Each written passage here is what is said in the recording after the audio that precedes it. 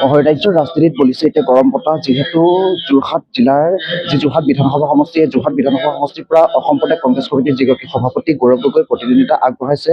আৰু ইয়াকে লৈ ব্যাপক প্ৰস্তুতি দেখা পোৱা গৈছে আৰু ইতিমধ্যে আজি মনোনয়ন পত্ৰ দাখিল কৰিব অসম প্ৰদেশ কংগ্ৰেছ কমিটিৰ যিগৰাকী সভাপতি গৌৰৱ গগৈ তথা যোৰহাট জিলা সমষ্টিৰ যিগৰাকী প্ৰাৰ্থিত্ব গৌৰৱ গগৈ প্ৰাৰ্থিত্ব প্ৰদান কৰিব আৰু মনোনয়ন পত্ৰ দাখিল কৰা আগমুহূৰ্তত আজি লাহোৰস্থিত যি গুৰুদ্বাৰত সেই গুৰুদ্বাৰত গৌৰৱ গগৈ উপস্থিত হৈছে আৰু উপস্থিত হৈ তেখেতে সেৱা লোৱা দেখিব গৈছে আশীৰ্বাদ লোৱা দেখা পোৱা গৈছে আৰু তাৰ পাছতেই গৌৰৱ গগৈ কেইবাটাও কাৰ্যসূচী অংশগ্ৰহণ কৰিব মাছৰহাটৰ যি নামঘৰ সেই নামঘৰলৈ তেখেতে যাব তাৰ পাছতেই মছজিদলৈ যাব তাৰ পাছতেই বুঢ়ীগোসানী দেৱালয়ত তেখেতে সেৱা আগবঢ়োৱা দেখুৱাব যাব আৰু তাৰ সমান্তৰালকৈ আজি গুৰুদ্বাৰত উপস্থিত হৈছে সেই গৌৰৱ গগৈ আৰু গৌৰৱ গগৈ উপস্থিত হৈ এনেদৰে সেৱা লোৱা দেখিবলৈ পোৱা গৈছে আৰু মোৰ কেমেৰা পাৰ্চন যিগৰাকী সতীৰ্থ আছে সতীৰ্থক দেখাবলৈ অনুৰোধ জনাইছো এনেদৰে গৌৰৱ গগৈ আহি উপস্থিত হৈছে সি গুৰুদ্বাৰত আৰু গুৰুদ্বাৰত উপস্থিত হৈ এনেদৰে আশীৰ্বাদ লৈছে আৰু ইয়াৰ পাছতে যি মনোনয়ন পত্ৰ দাখিল কৰিব যোৰহাট জিলা আয়ুক্ত কাৰ্যালয়ত যি মনোনয়ন পত্ৰ দাখিল কৰিব সেই মনোনয়ন পত্ৰ দাখিল কৰিব গৌৰৱ গগৈ যিহেতু এইবাৰ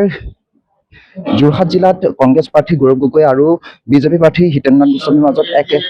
যুঁজ হোৱাৰ সম্ভাৱনা আছে কিয়নো দুয়োগৰাকী যথেষ্টপূৰ্ণ অভিজ্ঞতা সম্পন্ন দুয়োগৰাকী ৰাজনীতিবিদ আছিলে আৰু তিনিবাৰকৈ যি সাংসদ আছিলে গৌৰৱ গগৈ আৰু এই গৌৰৱ গগৈ ইতিমধ্যেই যোৰহাটৰ যি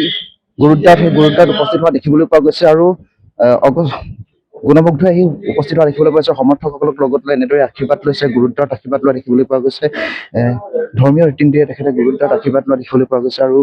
যিগৰাকী কেমেৰা পাৰ্চন সতীৰ্থক দেখাবলৈ অনুৰোধ জনাইছো এনেদৰেই আজি মনোনয়ন পত্ৰ দাখিল কৰা আগমুহূৰ্তত যিহেতু যোৰহাট জিলাৰ আয়ুক্ত কাৰ্যালয়ত মনোনয়ন পত্ৰ দাখিল কৰিব গৌৰৱ গগৈ আৰু তাৰ আগমুহূৰ্তত প্ৰথমতেই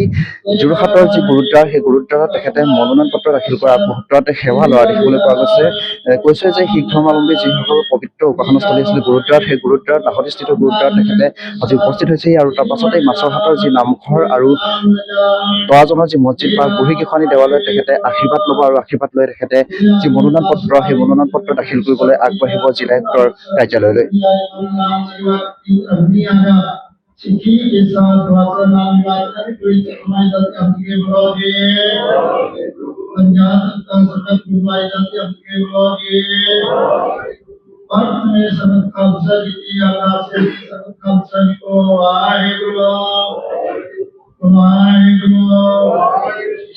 হয় আমি ইতিমধ্যে দেখা আছিলো যে যোৰহাটৰ বিধানসভা সমষ্টিৰ যিগৰাকী কংগ্ৰেছৰ প্ৰাৰ্থী গৌৰৱ গগৈ আহি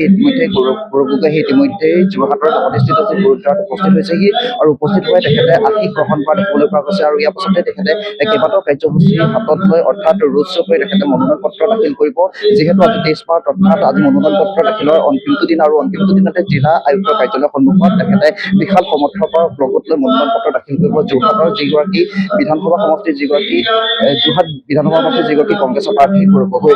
যোৱা হ'ব ঘৰলৈ যোৱা হ'ব আৰু এটা আধ্যাত্মিক ধাৰণা আমি গ্ৰহণ কৰিছোঁ এটা আধ্যাত্মিক পথ লৈ আমি ৰাজনীতিত ভৰি দিছোঁ আৰু সেইকাৰণে আশা কৰোঁ যে আগন্তুক দিনত ৰাইজৰ মনৰ কামনা পূৰণ হ'ব। সময়ৰ খবৰ সময়ত পাবলৈ ফলো কৰক টাইম অফ আছাম।